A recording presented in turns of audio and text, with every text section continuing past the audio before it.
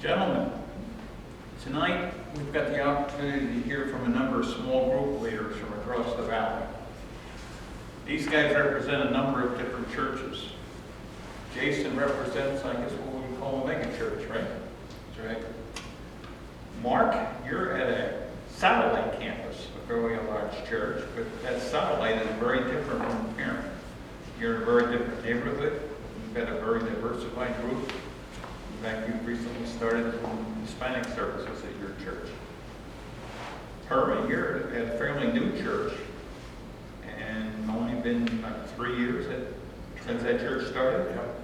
And that church has grown from that small start to like 1,000 people on a given Sunday. Yep. So we've got a lot of different churches that are represented here tonight. And we'd like to hear from each one of you because you've been through chaplaincy. You're all leading small groups within those churches.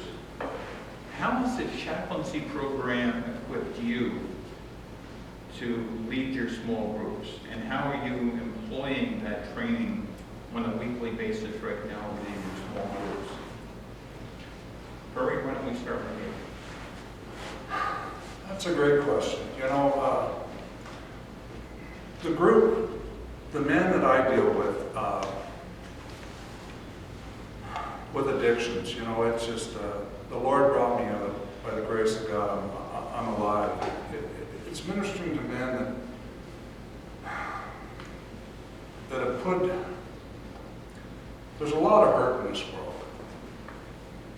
And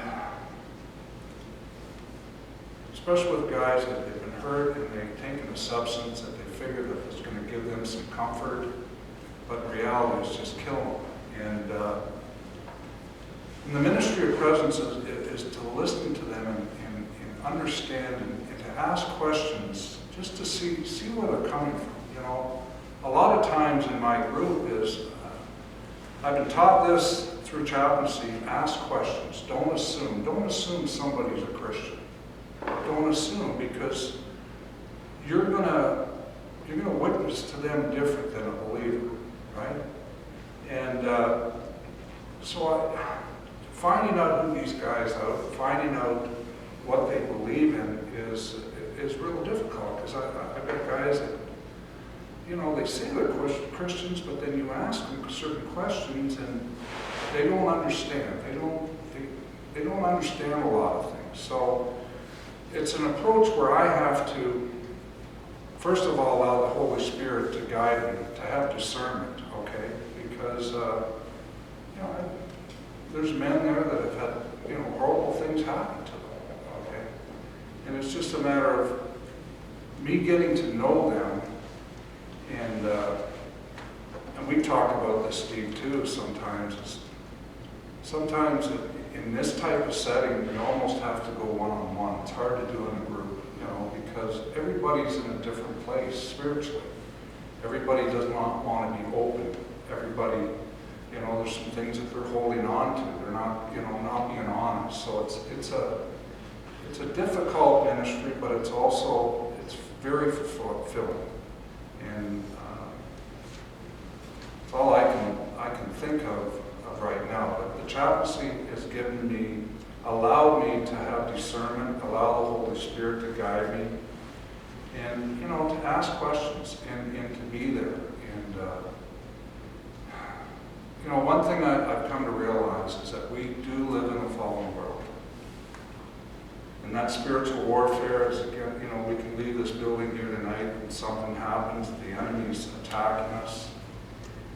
And we live in a fallen world, and it breaks my heart. I lost my daughter last year at 27 through an opiate overdose.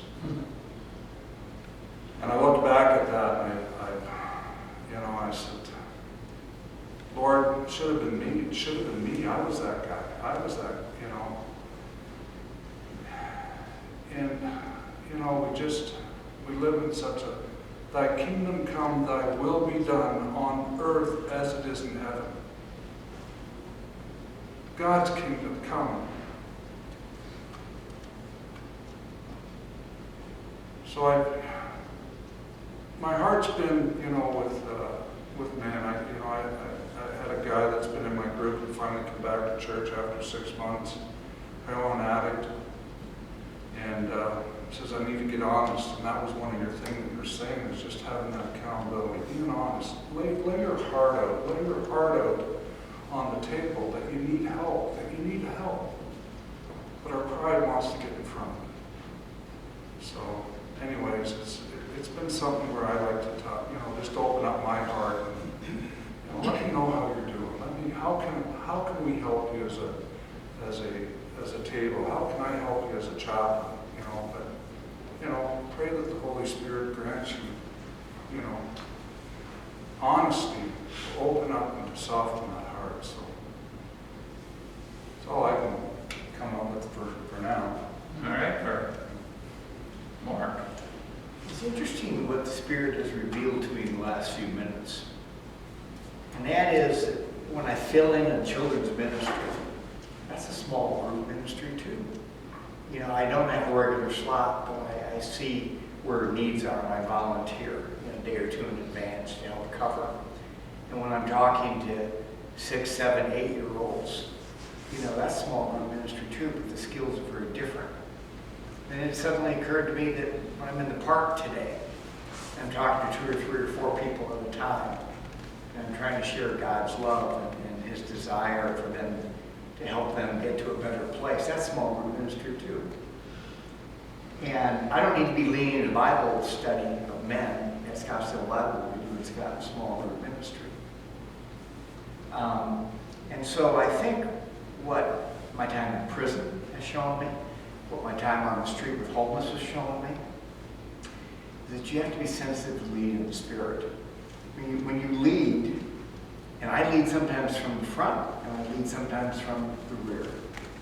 You need to be prepared, you need to be organized, but you need to be sensitive to what's going on and meet those people, sometimes one-on-one, sometimes at your table, sometimes in your kindergarten or elementary school classroom, at church, or sometime with 3, 4, 5 people camping together, on blankets and quilts, in Cortez Park. You got to meet them where they're at. And you can't assume. You have to listen. And one of the primary things I've learned in my chaplaincy is to be a better listener. And particularly men struggle with that. By nature, God has equipped us to lead and to be strong and always have answers and to be in control. But sometimes we have to lead by letting go. We have to lead by listening and lead by following the Holy Spirit. And I've long said that God has given me a ministry of availability. And when people will ask me, sometimes in church, sometimes other places, what do you do as a chaplain? The answer is simple. As I've shared a few months ago, I walk through the doors that God opens. And when you walk through that door, you better be prepared to be flexible. And so my prayer often, as I've said, is to acknowledge God early in the morning that He'll have opportunities for ministry, that He gives me the eyes to see the doors that He opens, the boldness to walk through those doors, and then an extra measure of wisdom from above to meet that person or that small group right where they're at. And so yes, it takes organization, it takes preparation, but mostly it takes sensitivity. And you have to be prepared to deal with the big talkers. We talk about leading the book of boundaries, and in my life right now, it's setting loving but firm boundaries with my daughter Megan, who struggled with opiate addiction. I spent years worrying I'd lose her. Living together is very different. And sometimes when I'm leading the Bible study of 40 men at House of Refuge, sometimes you have to set gentle but firm boundaries on the big talkers. So the guys who are eager to learn and have some insight, have some personal testimonies, they feel encouraged to share. So sometimes I'll ask the big talkers to not participate to the same degree. So it's a matter of being flexible, being sensitive to what's going on in your group dynamic, and being willing to get out of the way. Thanks, Mark. Jason, you're in a fairly large men's group on Tuesday night. What, 70 guys here, multiple tables. Right? And you've been at a table and now you're leading the table. That's right. Tell us what that's all about and how chaplaincy has had an impact on that leadership. All right. Yeah, well, in short, chaplaincy made me a leader. When I was joining the men's group, you know, with a little prodding from my wife, you know, go be a better man.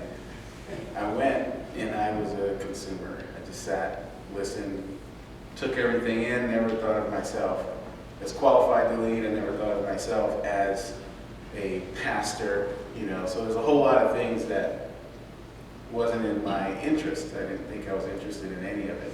I just wanted to not be yelled at by my wife. That was my ego, right? So, be a good man. So I went in, listened for years. For the first year, I was in a new guys group. So the difference between a mega church and a non-mega church is obvious. It's the number of people. So when you become a leader at a church like this, it's very intimidating. So I needed some sort of validation. I didn't know how to get that. So the Men Coaching Men group, then I started talking to Darian. And Darian, from the beginning, if you're talking to him, he's grooming you to be a leader, whether you realize it or not. So I'm taking it all in. And he said, well, you need to be discipled. So I went and I got discipled. So when I was done with that, I go, what's next? I said, well, you need to become a leader. Went through the chaplaincy program. And this program is 36 weeks. It's broken into 3 chunks. The last chunk is leadership. And I didn't realize how much of a leader I was all my life until I went through that last chapter. Because being a leader at SBC is facilitation. So there's a lot of people there that they're knowledgeable in the Bible, they're equipped to handle the word, their family's okay, they own businesses, there's no problems foreseeable in their lives. It's much harder to reach those people. So you have to facilitate a big group to a smaller group, to smaller, and then hopefully get to the one-on-one. And that's my job there every Tuesday night, is to break the groups down, and the chaplaincy program teaches you how to listen, and that's how you get it done. So there are a lot of people saying a lot of things, and then once you do the servant leadership, and you start to go heart to heart with one of the guys in the group, now you're going to take a whole lot of time and just talk to one guy for a while, and everybody's going to listen to that interaction, and they're going to see that you care about their heart.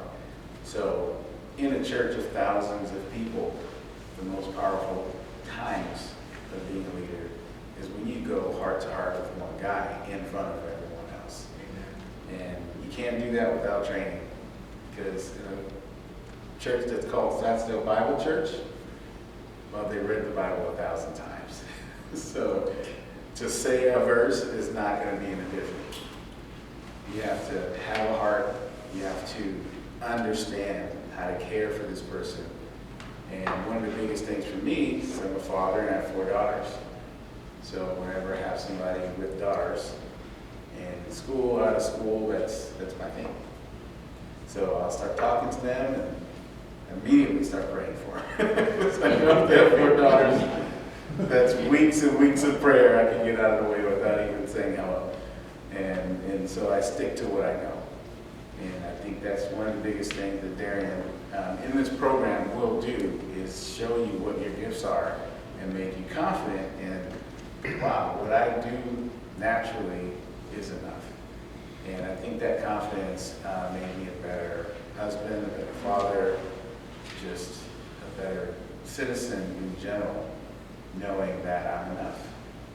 And that's what the program teaches you, and that's where the leadership comes from.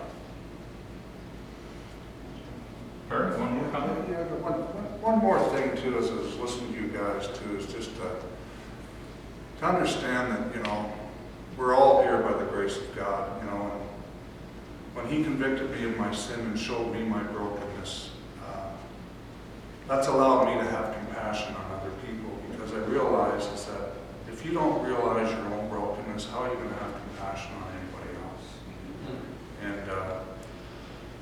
And that's where I, especially in the addiction, realm, is that, these are all idols, whether pornography, alcohol, drug addiction, gambling, whatever. They're all idols, they're all worship problems, and to get to understand that, Jesus just wants your heart, He wants your heart, but man, we've got to break those barriers of pride and self-righteousness and everything. I understand what you're saying. You get somebody that knows the Bible, and they're married, and their life seems to be going good. Sometimes that's, it's easier to minister to a guy that's, That's right. You know what? I've had it, Lord help me, help me, So there's a lot of different angles, and I'm so new in this that, I'm just, how do I deal with this? Because everybody's different, every person's different, and like you said, meet them where they're at, and that's by asking. You gotta ask questions. You have to ask sometimes hard questions to these people, and allow the Holy Spirit to guide. Thanks, Barry. Gentlemen, I want to thank you for really sharing your heart with us tonight. And I want to thank you for the ministries that you're having, because you are changing lives one life at a time. And I think that's really what it's all about, going heart to heart. And you can only do that one at a time. So I want to thank you. Hopefully we'll have an opportunity to hear more stories in the